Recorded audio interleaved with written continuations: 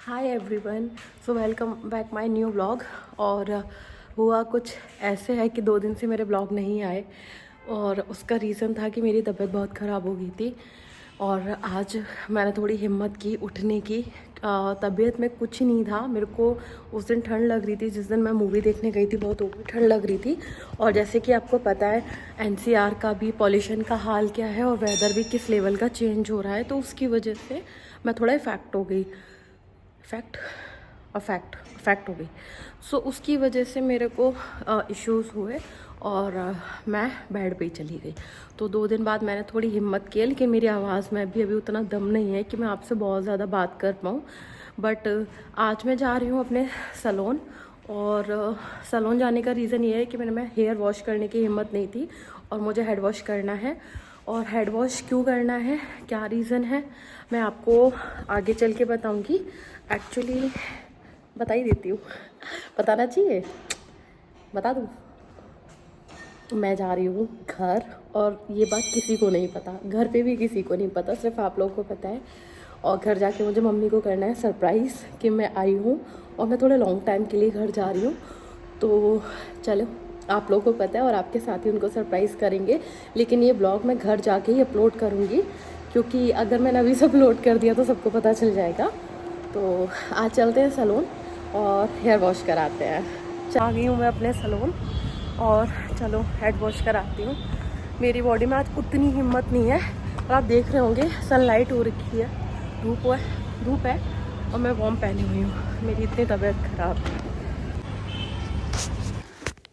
तो यहाँ पर मैं आपको शो कर रही हूँ मेरे फ्रिज़ी हेयर बहुत ज़्यादा ड्राई हो चुके हैं, ड्राई स्कैल्प हो गया है। तो मुझे भैया ने एडवाइस किया था कि मुझे हेयर कलर चेंज करा लेना चाहिए।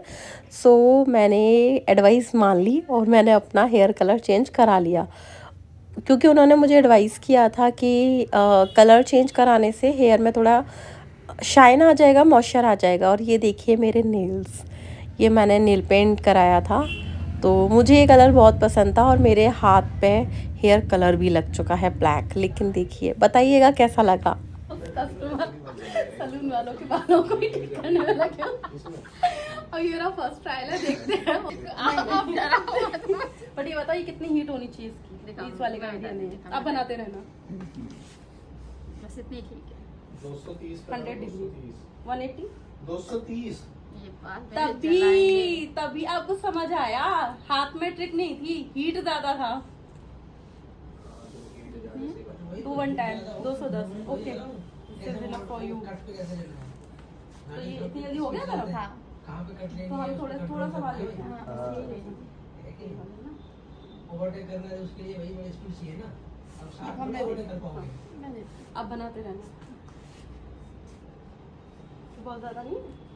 इतने ही हो पाएंगे, नहीं तो जो थोड़े से लोग हैं वो जल जाएंगे मेरे बाल।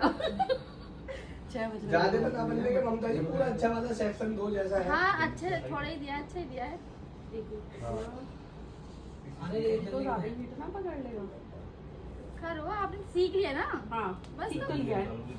अब ये ऐसे पकड़ना हां है। मैं चल रहा बाहर का आई है। हो गया। थोड़ा आगे दो। लेकिन नाइस ट्राई है ना। अब दूसरा वाला ये वाला नहीं, इसे तो बनाना पड़ेगा। Nice try. बाहर को चल रहा है खाना उसमें। खाना नीचे बना लो। तो भैया ने किया था, इसको पकड़ा था, बालों को ऐसे डाला था, फिर इसको ऐसे पकड़ के सबको आ जाए। मशीन थोड़ी सी डाल सकती है, स्ट्रेट किया था, खींच खींच के स्ट्रेट किया था, करते रहे प्रॉपर बन गया, बहुत नहीं। बड़ा खुद से बनाना वो वाला एक ट्राई तो अच्छा था ना। देखो थोड़ा तो यहाँ पर हुआ ये था ना कि मेरे और भैया के बीच में शर्त लग गई थी, सलून वाले भैया के बीच में। एक्चुअली वो किसी कस्टमर के हेयर कर्ल कर रहे थे और मैंने उनको देखा फर्स्ट टाइम कि वो कर्लर मशीन से नहीं, स्ट्रेटनर से कर्ल कर रहे थे। तो मैंने उनकी ट्रिक सीख ली। तो मैंने उनसे कहा कि ये तो मैं भी कर सकती हूँ। अब तो मैं ट्रिक सीख गई। तो उन्होंने मुझसे कहा अगर आप ट्रिक सीख गए हैं तो ज़रा करके भी दिखा दीजिए। फिर मैंने ट्राई किया, लेकिन मुझसे उतना परफेक्ट हुआ ही नहीं, उतना परफेक्ट क्या मुझसे हुआ ही नहीं। तो फिर मैंने इनको फिर से बोला कि आप मुझे दिखाइए, तो इन्होंने मुझे दिखाया। लेकिन कभी मैं ट्राई करूँगी और आप लोगों को ज़रूर दिखाऊंगी, और मैंने उनको प्रॉमिस किया है कि जिस दिन मैं ट्राई करूँगी मैं उनको ज़रूर ये क्लिप या वीडियो भेजूँगी कि आप देखो मैंने आपकी ट्रिक सीख ली है। सो ये मैंने फ़र्स्ट टाइम देखा था कि स्ट्रेटनर से भी हम कर्ल कर सकते हैं, लेकिन उसमें हीट टेम्परेचर ज़्यादा होना चाहिए। सो मैंने अपने बाल करा लिए थे, hair wash, and see my hair after hair wash ना ये बहुत अच्छे हो जाते हैं। तो मतलब इनमें अच्छा खासा मॉइस्चर आ जाता है, moisture glow for skin. Hair के लिए क्या होता है, हेयर शाइन आ जाता है। So that's it. तो यहाँ पर होगी ये मेरी तबीयत ख़राब। ये उसी दिन की वीडियो है जिस दिन मैं हेयर कलर करा के आई थी, और काफ़ी ज़्यादा मेरी तबीयत ख़राब हो गई थी, इतनी ज़्यादा कि मुझे हॉस्पिटल जाना पड़ा। Hi friends, hi everyone. मैं बहुत टाइम बाद आप लोगों को मिल रही हूँ, बट मेरे को आज घर जाना है। और जैसे कि मैं आप लोगों को बता चुकी थी कि मेरे को घर जाना है, तो मैं यहाँ पे रेडी खड़ी हुई हूँ घर जाने के लिए। और सामान दिखा दीजिए, मेरा सामान जो पैक्ड है। बाकी आपको अपनी सोसाइटी का थोड़ा व्यू दिखाती हूँ। ये है मेरी सोसाइटी, ये है, काफ़ी ग्रीनरी है इधर।